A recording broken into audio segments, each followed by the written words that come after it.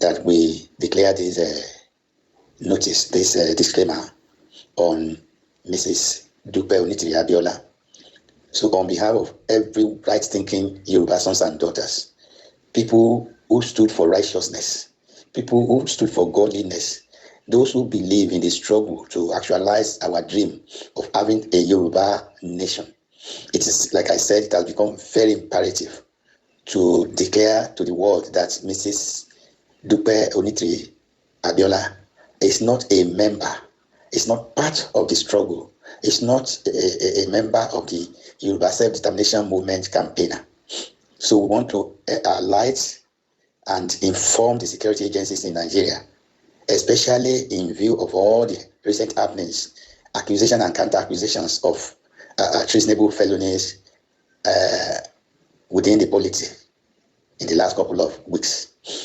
We've had a series of information about how some people are planning to set up an interim government. We want to declare to the security people that it is true. Some people are planning that, and that is traceable to the doorstep of Dupe Onitiri Abiola. When Dupe joined the struggle in the early months of last year, Baba Akintoye, Emeritus Professor Baba Akintoye, welcomed her with open hands. He was warmly and gladly received by every sons and daughters of Yoruba land. We didn't know he has an obnoxious agenda to carry out. She came to destroy the struggle that began about 4 years ago. As soon as we welcome her, as soon as she gained a footstep or foothold inside the struggle, she opened up a nefarious plan. And since then, there has not been any going back. She's been consistently attacking and insulting Baba Akintoye, Igboho, our able, indefatigable warrior leader. All our activities is bent on destroying and tarnishing the reputation of these people. There's nothing we have not done to appeal to her, but she's bent on destroying the struggle. And we've now realized, especially those of us who can read behind, who can see the handwriting of the wall, we come to understand and realize that Dupe has nothing to offer the struggle. And so if we want to call upon you, the security agents, the security personnel, para security agents all over Nigeria, to please put your searchlights on Dupe Onitiri. In the last couple of months, especially precisely right from October last year, she's come out with a series of programs. She started on November 5, she came out with what she called declaration spiritual. After 2 weeks, when she realized that nobody is harassing her, the security agents are not trailing her, they are not calling her to question, she launched the real declaration on November 20. From there, she came out to do, some few months later, she came out with, what do we call it now? After declaration, she came out with reclamation, that we should go out and reclaim our land. At that time, she sent people out to go to the ministries, to go to the airport, to go to the railway stations, to go to the supermarkets and claim and plant their, their flag, Dupe Onitiri, the public flag. As if that is not enough, she came out and later, much later again, to ask people to go and occupy. She came with occupying space, that the land belongs to the Yorubas. And she came out with a bogus and unsubstantiated letter that she said was granted to her by the United Nations. And last, she's now coming out with what she called interim government.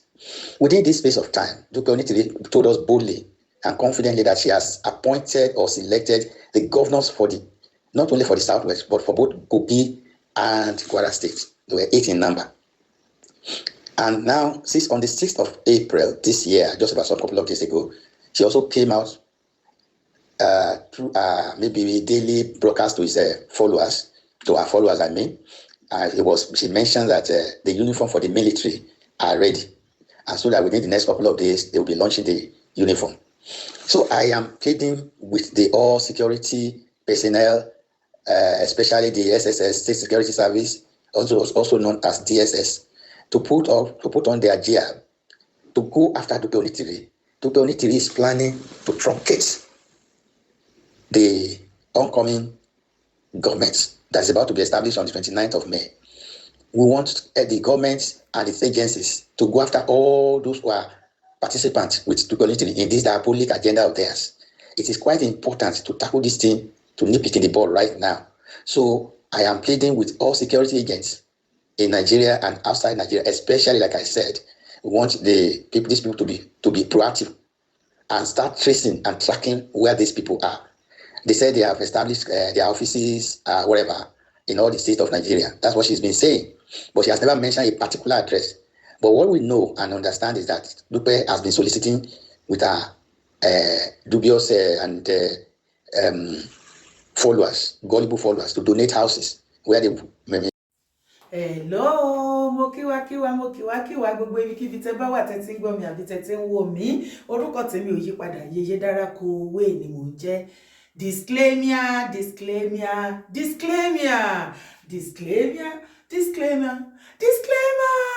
Yes, ọ̀rọ̀ yẹn nìyẹn. Àpapọ̀ gbogbo ọmọ Yorùbá nation òdodo àti tòtítọ́. A disclaim Dupe Onitiri Abiola as part of Yoruba Nation movement campaigner. She has never been one of the leader leading the movement. Ó dẹ̀ ní group títí ẹ̀ is called Onitiri 2022. Onitiri 2022. À ń fi àsìkò yìí rọ gbogbo ìjọba Nàìjíríà, gbogbo àgbààgbà ilẹ̀ Yorùbá, ọba, ìjòyè, ọkùnrin, obìnrin, ọmọdé, àgbà, oyún inú àṣẹ ìdí, ìyálájé, ìyálọ́jà, ìyálóde, ẹ̀yin student, gbogbo ẹ̀yin èèyàn mi pátápátá àti lórí social media. Àfìgbò àsìkò yìí sọ fún gbogbo yín wípé Dupe Onitiri Abiola tó jẹ́ olórí Onitiri 2022.org wọn ò sí lára ìrìn àjò Yoruba Nation Self-Determination Movement tí bàbá wa Professor Banji Akitoye tí wọ́n jẹ́ olórí wa, tí wọ́n lead wa nínú movement yìí. À ń fi àsìkò yìí sọ fún gbogbo ẹnikẹ́ni tó bá come across fídíò yìí láti mọ̀ wípé Dupe Onitiri Abiola kò sí lára ìrìn àjò Yoruba Nation Self-Determination Movement mọ́. Wọn ò sí lára wa mọ́. Òun lẹ ti gbọ́ ohun yẹn. Àwọn àlàyé tó kù látẹnu àwọn àgbààgbà tó bá yá máa gbọ́ lẹ́nu wọn. Bẹ́ẹ̀ ni wọ́n ní ká fàsìkò yìí sọ fún gbogbo àgbáyé, gbogbo orílẹ̀-èdè àgbáláyé bí tí ọmọ Yorùbá bá wà, tẹ́ tí ń gbọ́ wá bí tẹ́ tí ń wò wá wípé Dupe Onitiri Abiola kò sí ní ara Yoruba Nation Self-Determination Movement. A ò mọ̀ kankan nípa nǹkan tó fẹ́ ṣe. Either declaration, reclamation, occupation, Dupe Onitiri òun ló ṣe pẹ̀lú àwọn campaigner. Interim ni wọ́n fẹ́ ṣe. Wọ́n ní wọ́n fẹ́ lé àwọn governors ilẹ̀ Yorùbá, wọ́n náà fẹ́ lé wọn kúrò ní orí ipò wọn, wọ́n fẹ́ wá gba ipò bí Governor Jide Sanwo-Olu of Lagos State, bí Governor Abiodun of Ogun State, bí Governor Banji of Ekiti State, bí Governor Akeredolu of Ondo State, bí Governor Yaya Bello of Kogi State, bí kí lorúkọ ti governor wọn ní Kwara àti bẹ́ẹ̀ bẹ́ẹ̀ lọ. Ti Osun State náà, Governor Oyo State, Governor Makinde, then Governor Osun State, Governor Adeleke. Àwọn wọ̀nyí òun ni Dupe Onitiri Abiola sọ wípé òun fẹ́ gba kọ́kọ́rọ́ lọ́wọ́, òun fẹ́ lé wọn kúrò lọ́fíìsì pẹ̀lú àwọn campaigner tí wọ́n jọ wà, tí wọ́n wà ní UK. Àwọn kan wà ní US. Should be in case tẹ́ bá need the telephone number wọn àti address wọn, ẹ má hesitate láti pè wá. Àwa máa bá yín provide. Ó wà nílẹ̀, ó pọ̀ yẹn gbogbo address wọn àti everything wọn. Ṣùgbọ́n àfi àsìkò yìí sọ wípé should be in case tẹ́ bá rí anyone tí wọ́n bá wá sí Nàìjíríà, tí àbí ní Lagos State àbí ní Ọ̀ṣun, gbogbo ilẹ̀ Yorùbá, tí wọ́n bá kóra wọn jọ tó sọ wípé Yorùbá Nation, àwa tá wà ní under bàbá Professor Banji Akitoye. Bàbá Akitoye náà lead Yoruba Nation Self-Determination. Ó yàtọ̀ sí Onitiri 2022. Àmọ́ kankan nípa ẹ̀, àmọ́ wọn rí, àárí wọn rí, àmọ́ wọn rí, àmọ́ kan tó ń ṣe bọ̀. A gbọ́ pé terrorist group ni wọ́n, tí wọ́n fẹ́ tó fẹ́ plan coup láti take over, láti attack ìjọba Nàìjíríà.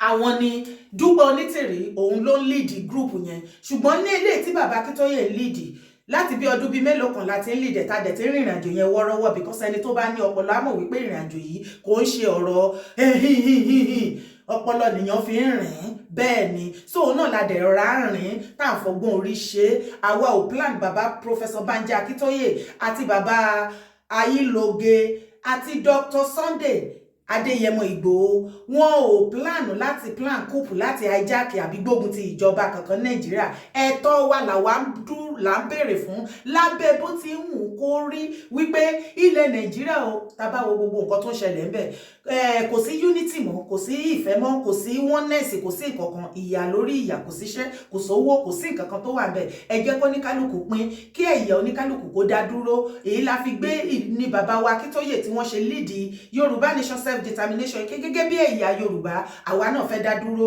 lórí ọwọ́ wa a ò fẹ́ ṣe wọ́n Nàìjíríà mọ́ ṣùgbọ́n ní ọ̀nà tó tọ́ gẹ́gẹ́ bí ìwé òfin là ń tẹ̀lé wípé ní ọ̀nà tó tọ́ bá ṣe máa rìn àwọn ìgbésẹ̀ tó yẹ ká gbé àwọn orílẹ̀-èdè tó yẹ ká kàn sí ǹjẹ́ àtilẹ̀ ti kọ lẹ́tà sí President Buhari bẹ́ẹ̀ ni láìmọye ìgbà a sì ti ṣe rally peaceful rally ẹ lọ bèrè káàkiri orílẹ̀-èdè ilẹ̀ Yorùbá gbogbo state tó wà bẹ́ẹ̀ wípé ibo la ti ṣe rally peaceful rally la ṣe wọ́rọ́wọ́ tí kò síjà tí kò síta ẹ̀yọ láti lè fi ẹ̀hónú hàn wípé ilẹ̀ Yorùbá ò àfẹ́dá dúró bẹ́ẹ̀ ni àwa kì í ṣe jàgídíjàgan a ò sì plan coup ṣùgbọ́n a gbọ́ lẹ́nu ọjọ́ mẹ́ta yìí wípé lábẹ́ alákòóso Dúpẹ́ Onítìrí Abíọ́lá tó ń jẹ́ leader Òmìnira 2022.org wọ́n plan láti wá plan coup láti àtáàkì gọ́ọ̀mẹ̀ntì tó wà bẹ́ẹ̀ àtẹ́lẹ̀ tó ṣẹ̀ṣẹ̀ fẹ́ gbé síbẹ̀ wọ́n plan láti àtáàkì wọn Nàìjíríà láìpẹ́ yìí ṣùgbọ́n case tó bá ti ṣẹlẹ̀ àwọn ò mọ̀ kankan nípa ẹ̀ o disclaimer